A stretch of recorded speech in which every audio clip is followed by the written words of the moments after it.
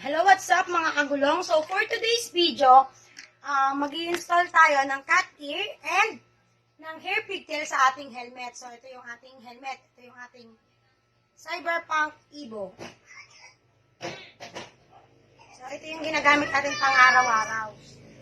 So, katulad nito, ito kasi yung ginagamit ko pagka nag-rides kami. Itong white ko na GT Pro. So, may naka-install na siya. So, ayun, turuan ko kayo kung paano ba yung pagkabit na ganito. Kasi ito is, sadyang ano siya yung lawlaw siya, lumalawlaw talaga siya.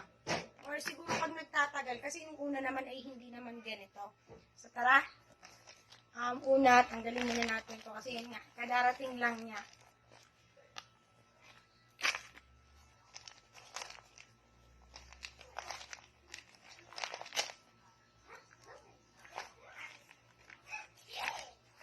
Hindi naguntingin. So, yung in-order natin sa Shopee is kararating lang ngayon. Yan, buksan na din natin yung isa.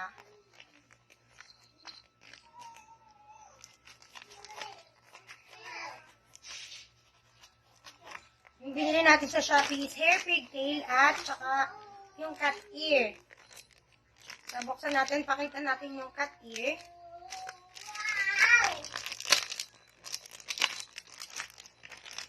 Yung cat ear niya is kulay white. Kasi yung ating helmet ay kulay pink. So, ito yung in-order natin sa Shopee. Ito ay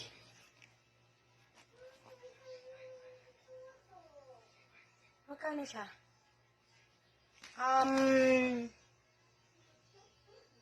119 lang.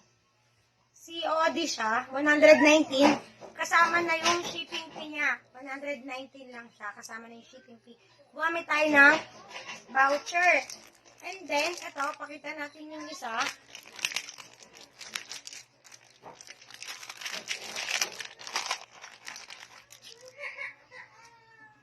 Ay, yung cute! Grabe, ang ganda. Ang ganda niya. Grabe guys, ang ganda. Super. So, ito yung itsura niya. Yan. Ganito yung itsura niya. Yan. Pa-curl. Curly yung kinuha ko.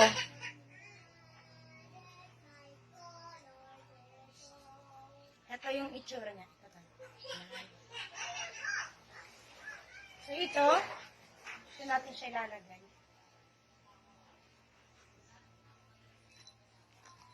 Tara, install na natin.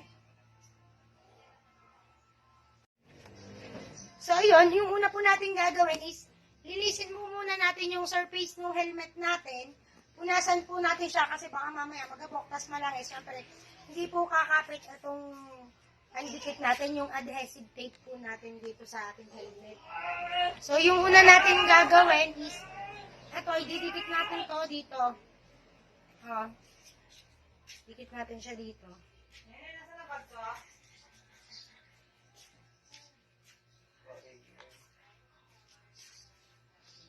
Tama ba? Tama. So, yan.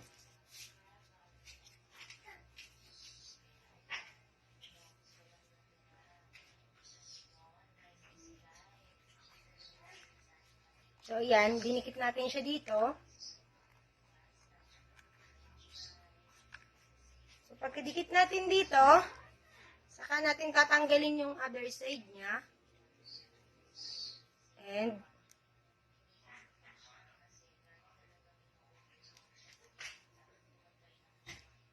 yan. Double-sided tape siya.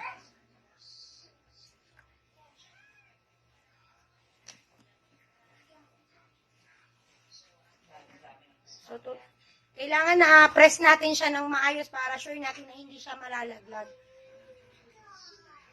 So, kabit natin siya dito. Center.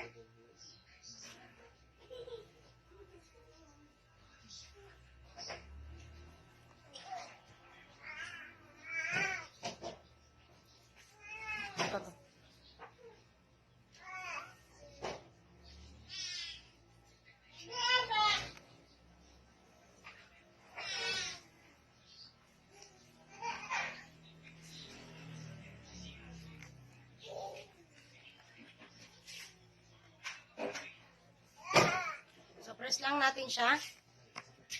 Yan.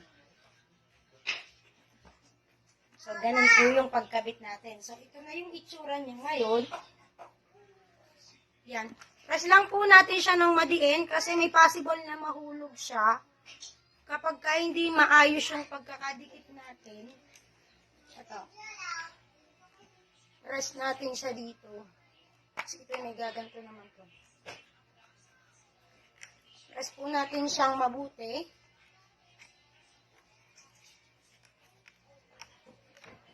Then ito. Ito nakaganto, ginaganto siya. Yan. So, yung next natin, ang ikakabit natin ay yung ganito natin, yung cat ear natin. So, yung ang ganda ng kinalabasan niya, kasi nga, so yun, maganda nga yung kinalabasan niya, kasi yung una-una, ito yung pinili kasi natin na color is kakulay na tong helmet natin. So, yung next naman natin, ito, ikakabit natin itong cat ear natin. Kakabit natin yung cat ear natin. So, ito is ganito lang naman to.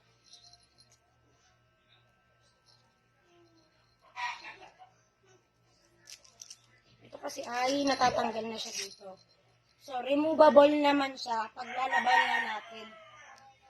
So, kasi mas gusto ko talaga na yung cat ear ko is kapag kasuot ko si helmet is talagang nandito siya sa ibabaw. So, tanggalin lang natin po. At katulad nung ano natin, dito natin siya ilalagay.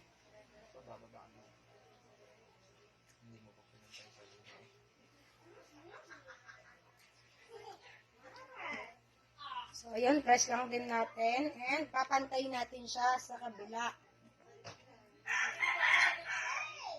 So, excited na ako gamitin ulit siya kasi meron kasi, naka-entry kasi yung vlog ko sa charity event sa February 20.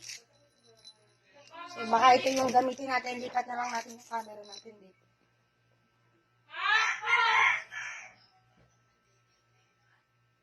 Dito siya.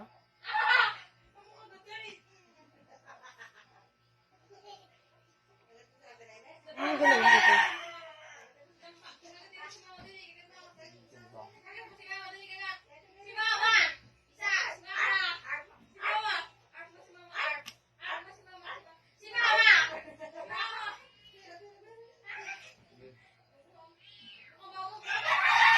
Malayo.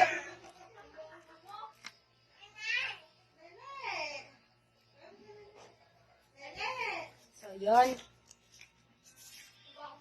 So, iyan. Kinabit natin yung adhesive tape niya dito. And then, lagay na natin siya.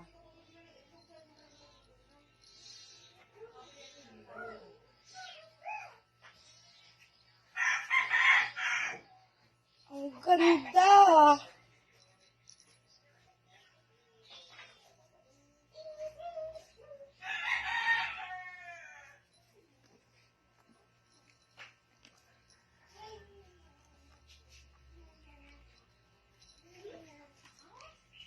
Charan! Diba guys? So, mas maganda kasi na may mga ganito yung helmet natin. So, ito yung kinalabasan niya.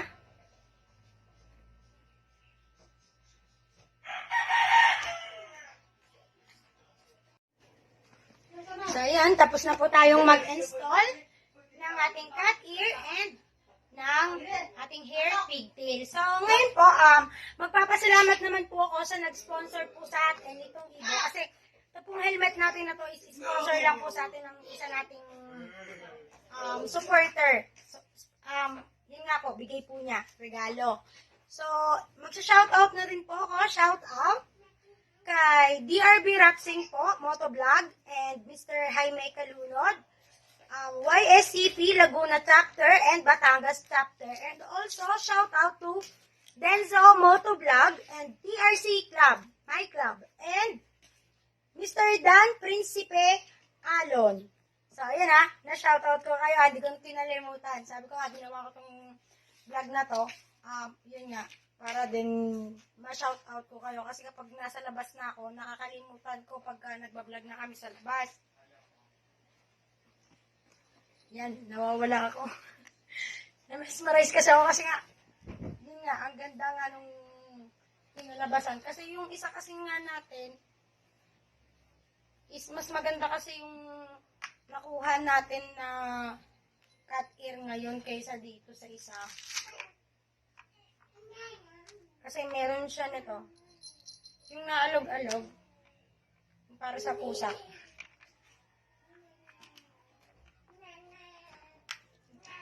Mas mahaba din yung ano pala nito, yung buhok nito. Kaysa dito. Kasi siya, maikli lang siya. And manipis. Mas makapal yung isa. So, thank you. Pakita natin yung naging result niya.